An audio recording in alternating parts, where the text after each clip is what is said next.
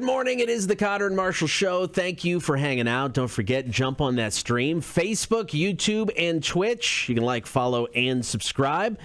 It's time for Beer for Breakfast. It's brought to you by Coaches in Thunderbolt. Tonight in the Soundgarden, check out Tell Scarlet. Tomorrow night in Soundgarden, Freebird, the ultimate Leonard Skinner experience. Oh, I thought it was going to be like a Rush cover band. That's weird. Freebird? Come on. No, Rush was a couple weekends ago. Man, missed that. Oh, that sucks for me. We weren't here drinking beer, I'd leave. If you want to get more info about the shows this weekend at Coaches, check them out on the website. It is coaches.net. So it is time for Beer for Breakfast. In studio, live on the stream from Split Fin out of Midway. We've got Jeremy and Kristen. You guys are the owners, operators, brewers. You kind of do it all out there. Is that correct? That's pretty much. Thank you guys for stopping by. Good morning. Well, thank you for having us. Appreciate you guys getting up nice and early.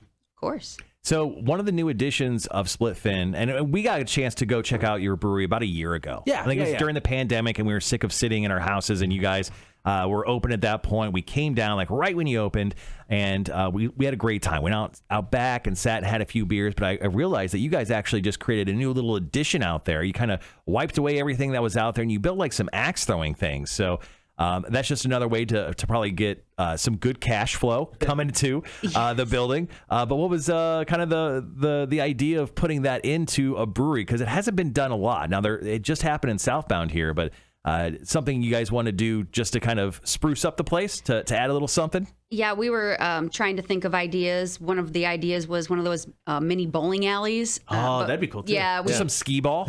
Yeah, right. There wasn't enough room for that. So we thought, what else? Whether recreation type thing. Not really enough room for a pool table. Plus, you want more than one of those anyway. So we thought axe throwing. We went and tried it out. It was a great time. Yeah. It was just so much fun. And so we were like, you know what? Let's just build some outside. It was a great idea. Sorry to jump right to that, but I'm so excited about axe throwing because I recently won an axe throwing contest over Cotter at the Urban Forest Axe House. No big deal. But let's jump right into Split Fin Brewing Company. You guys have been hanging out, been a place since 2019. So obviously you have quite the love for craft beer. Why Midway, Georgia? Why'd you decide Midway, Georgia? What's your connection to the town, and why start up a place there that hasn't had a brewery before, to my knowledge at least? No. In fact, Liberty County has no kind of brewery, meadery, distillery, anything of that nature. So we were both in the Army, stationed at Fort Stewart. Okay. And I decided to get out, and Jeremy was close to retirement. So we love the weather down here. I'm from upstate New York. Jeremy is from Massachusetts. We like the warmth. We hate the cold. So I was like, we were just both, we love the area. We love Savannah. So we found, the perfect house in Midway. And then it just so happened the spot opened. Yeah. And it was just the perfect opportunity to open up the brewery. So how did you guys get into brewing? I mean, how did that whole thing start? I've loved craft beer forever now. Okay. When I met Jeremy, he actually did not like beer. Jeremy. He was more into scotches and things like that. Okay. So he's a high class drunk. Well, yeah. Once I introduced him to craft beer, he realized that there was more to it than just your Bud and Miller and Coors. Right. So he started liking different flavors and things like that. I had a winemaking kit that I had for years. My family had given to me for Christmas. And so one Christmas, our first Christmas together, in fact, I bought him a beer making kit so that we could make wine and beer together. And it just, it blew up from there. We started fooling around with different, experimental flavors and things like that. So it just kind of, our hobby turned into a post-retirement gig for Jeremy. So Jeremy, you're a big beer nerd. I'm friends with you on Facebook, and you break down like going into hops and how you mature things and everything. Like, why does the science side of beer making appeal to you, where a lot of dumb guys like Cotter and I, we just look at beer and like, what's the APV? How fast can I get drunk? Well, a lot of it has to do with the fact that we take beer from a science point of view. We don't actually make beer. Science makes beer. So difference between like chemistry and biology. So we got deep into, the water chemistry treatments, biology, yeast, life management. Basically, we were able to get better efficiencies out of the mashing portion, and then we're able to get better efficiency with our yeast management to get our yeast to do more work for us by understanding their life cycle and temperature swings and changes. But that's why I geek out on beer because science makes great beer. I'm just a catalyst. I'm just there to. All I just heard was work smarter, not harder. Exactly. That's a motivational poster he just threw up there with the little kitty holding on to the rope. No, that's awesome though. I mean, but you're really into it. And that's the one thing a lot of breweries I don't see. I mean, you see the brewer and there's like, hi, I have the egregiously large craft beer beard. And I make beer in the back, but you're here clean shaven, and you're a big science guy when it comes behind that. And I find that fascinating because once again, I'm dumb. I'm on the radio. I'm on the radio for a reason. But it's very cool that you get into the science side. It just makes me think that your beers are superior to everyone else's. I would not say anywhere near superior. The reason that you see more of me and there's more talking is when we opened up, there was literally only 2 employees, me and my wife. And she has her full-time job and raising our baby that was just born. So when we were opening the brewery, So you're busy. very busy. So it was just really honestly me at the brewery. So I became the face of the brewery. So I was the marketing, I was the brewing, I was the one serving the beer Thursday, Friday, Saturday. So I was able to pick up a couple employees, and now now we got up to 4 employees. Oh, nice. So. But because the way the brewery is, it's actually a nano brewery, so you're able to come in, all the equipment's right there. Yeah. You get to see me, and then immediately you get to talk to me every single time, and that's why it just seems like that way. But just as many other brewers are on the same sheet of music when it comes to the brewing knowledge. You don't get to see the owner. Right, because they're busy running massive distribution level facility instead of just a manufactured consumption on site where you're just going to see me most of the time. Right. All right, we're talking to Jeremy and Kristen from Split Fin Brewing out in Midway. Now, you're talking about getting Jeremy into craft beer. So how long did it take for you to get into beer to go, we can open a business? Because it seems like it was kind of a quick process, maybe? We've only been brewing for about 4.5, 5 years. Wow, okay, yeah. And really it's because of her undergrad is biology, and I have my undergrad is a lot of chemist-based classes, so to mix between us both together, we took on that hobby from a different approach, and we actually went straight into some of the most complex beer styles and procedures at our house from the get-go. Our third batch went to all grain brewing, and then got into sour and the whole 9. So nice, I like it. That's tough stuff to jump right into. For us, we would just make water and then pour some Bud Light in it and be like, look at this beer we made. All right, so you brought some beer in for us to try, so we're going to take a break. We're going to come back. We're going to try some of this beer. Very excited to do that. It is Beer for Breakfast, Cotter and Marshall, Rock 106.1. Latest from Aaron Jones. This tune's called Mercy, Rock 106.1. Good morning. It is the Cotter and Marshall Show. This is Beer for Breakfast, brought to you by Coach's Corner in Thunderbolt. We are joined in studio by Jeremy and Kristen from Split Fin Brewing out of Midway. Now, somebody on the stream asked about the name Split Fin, so let's start there. We'll try beer. So where did the name come from? So I've actually been scuba certified since about 2005. Okay. And Jeremy, a few years ago, got his scuba certification, and that's just something that we love doing together. A recurring theme is that we do everything together. Brew beer. So scuba is one of our hobbies, so we decided to make it a scuba-themed brewery. So Split Fin is, one of the apparatus that we use, and the walls are painted like the color of the ocean when we were in Jamaica, and you'll see a little taste of the ocean around the brewery.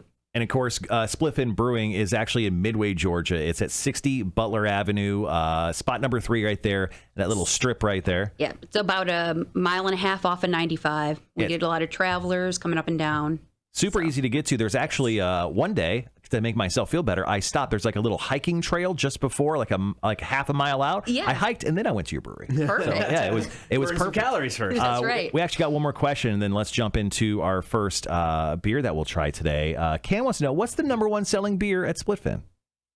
It would have to be the newest. So we did our first lager. So we did an amber lager, and that amber lager, that's been the shortest one on tap thus far. It's just sold out like crazy. Perfect. All right, guys, let's go ahead and jump into our first beer. Jeremy, what do we have today? This one is more of a traditional Hefeweizen. I do 2 versions of Hefeweizen. one American Hefeweizen, which is a lemon Hefeweizen, and this is more of a traditional German Hefeweizen. Perfect. And then what's the APV on this? I am not going to lie to you. You caught me off guard there. I think it's like right around 6. Most of my beers are right around 6 to 6.5. Nice. All right. Well, let's start the beer reviews. Take a big old sniff of it. Getting some of that clove, that little banana taste in there. Exactly. I love that. Yeah, you get a lot of the clove. That's a really nice nose to it. And then holding it up to the light, I mean, it's, I'll actually hold it up to the camera so people can see at home and on the stream. Some slight carbonation running through it, just kind of that a little bit of a hazy, kind of yellowish. I don't know. What's the best way to describe that? I'm, once again, not a beer guy, but also a beer guy. Straw color. And what's this beer called again, once again? Hefeweizen. Hefeweizen. Perfect. All right, guys. Cheers. Cheers.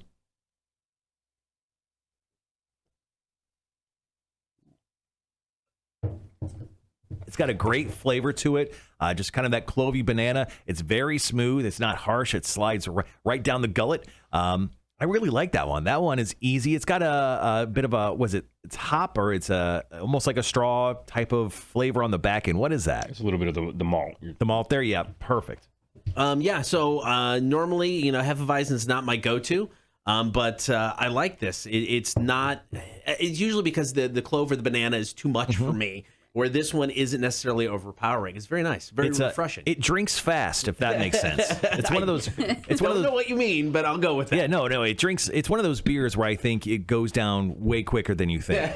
No, honestly, no, that's fair. It 100% does because when you're drinking, it just seems to just go fast. I'm just saying, this beer is fast, Sonic fast. On the beer scale of supremacy, Marshall, what do you give the Hefeweizen? I really do enjoy this one. I'm going to give it a 3.7 out of 5 on the beer scale of supremacy. I think it does some wonders in my mouth. Yeah, I'm right there with you. I was going to go 3.75 out of 5. I like this. I mean, it's like I said, not too overpowering for me. Very light, very refreshing.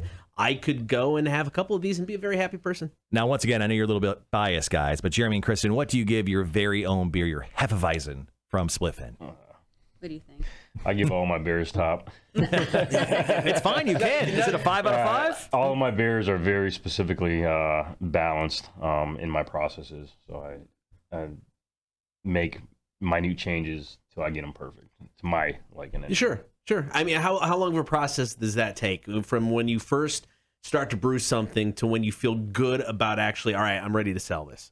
Well, I make all beers able to sell right away, to be honest. But I tweak every one of my recipes just because I'm always trying to get it, it perfect. Yeah. And so really, I haven't had a bad batch of beer yet out of the brewery. Nice. That's not a bad thing at all. Sometimes it'll take 3 to 4 tweaks before it's right where the I really exact want style. it. Sure.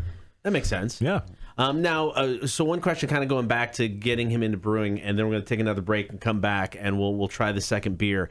So before you were into craft beer, do you remember the beer that kind of got you into it? Was there something specific that she's like, here's the craft beer you need to try to be welcomed into this world?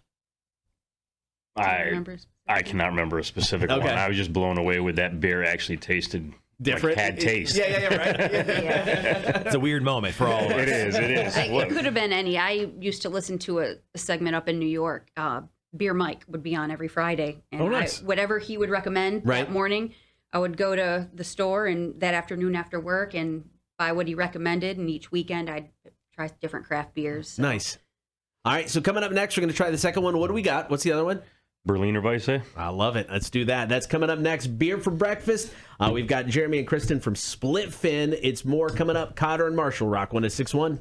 Good morning. It is the Cotter and Marshall Show here on Rock 106.1. Beer for breakfast brought to you by Coach's Corner in Thunderbolt. Jeremy and Kristen from Splitfin in Midway, Georgia, in studio now. One beer down, one more to go. Glasses are full. What are we looking at for beer number 2? This is a Berliner Weisse, and this is actually 5 fruits. So it's raspberry, cherry, blueberry, muscadine grapes, and apple. Dang, oh, wow, man. I like this. So does this count as eating fruits for the day? It does. Perfect. All right, so let's go ahead and take a big old sniff of this guy. Yeah, you get all of that, man. It's very fruity. I feel like Kristen made this sweet. beer. I feel this is like a wine beer, right? Was this your beer? Was this your idea? Only partially. I do come up with the crazier. He likes to do the more traditional styles, and I come up with the crazy flavor combinations. Yeah, just the nose on this, I'm thinking wine immediately. Yeah, you it's definitely more on get the that. sweeter side of wine. Just holding it up to the light. I mean, it's a beautiful, like reddish, amberish color holding it up to the light. Not much carbonation running through it. I'm pulling it up to the camera. If you're watching the live stream, you can kind of check that out. I mean, it looks beautiful. It smells incredible. Yeah, it smells great. Now let's go to the most important part. Cheers. The taste. Cheers, guys.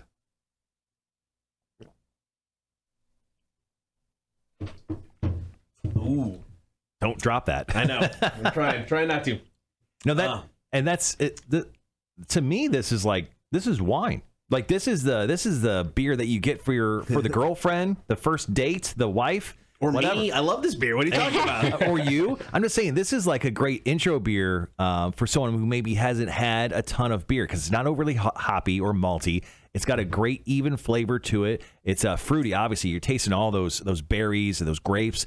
I love that. This is wine beer. I'm going to get nerdy and say the mouthfeel on this is great. It's kind of a weird thing to talk about sometimes. It's not something we always bring up, but it's just very, very smooth. I mean, and the taste is fantastic. Is there a parade in your mouth? There is. Well, it's the smoothest parade ever.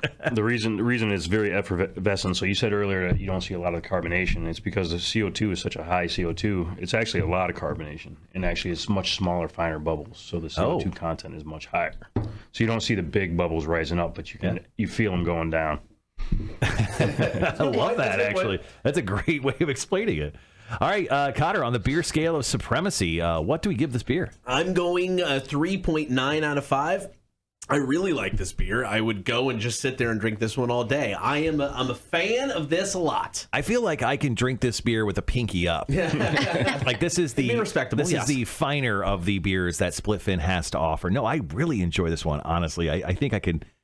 Once again, your beers are drinking fast, and I feel like you do that on purpose. Like there's some science that you put in there.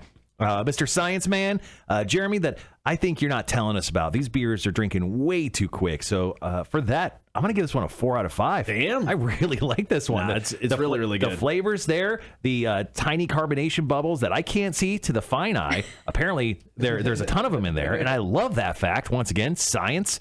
So yeah, 4 out of 5 for me. Guys, it's such a good beer. Do you guys want to rate your own beer? And we talked about it a little bit before. I can tell you that this is my second favorite beer that we have. Now I'm curious, what's your first? The Raspberry Goza. Okay. Sours. You like the sours. I do. These beers have turned out great, guys, and it's one great reason to go visit Midway, Splitfin Brewing for sure. All right. Before you get out, if people want to know more about the brewery, where's the best place to go? Is website, Facebook, whatever you got? Facebook probably has the most up-to-date information. That's where all of our events and things like that are posted. Okay. Our website, splitfinbrewingllc.com. Okay. That's where you can book the axe throwing. It's perfect. cheaper to book ahead of time through our website than it is to pay in person. So just make sure you bring closed-toed shoes. But yeah, I mean, we have Instagram and Twitter, but really the best place of information will be our Facebook page. And lastly, what's the address? 60 Butler Street, Suite 3. It's in Midway. Okay. Right by Pizza Peddler, the IGA, and the post office. All right, guys, go out and check them out. Great beer. Guys, thank you so much for stopping by. I really appreciate it. It was awesome. All right, Beer for Breakfast brought to you by Coach's Corner in Thunderbolt. More with Cotter and Marshall coming up next. Metallica on Rock 106.1. Hey, guys, it's Cotter and Marshall from Rock 106.1. Thank you so much for watching our stupidity online. Daily. We appreciate it. So make sure that you like and comment and subscribe. It's down there somewhere. We're not exactly for sure. We do appreciate it. And, of course, more content always coming soon.